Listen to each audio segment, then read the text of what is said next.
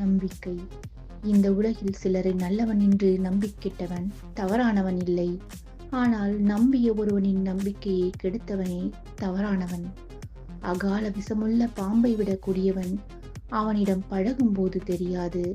பழகிய பிறகு நன்கு நம்மை பதம் பார்த்த பின்பே தெரியும் அவனின் சகவாசம் கூடா நட்பு கேடில் முடியும் என.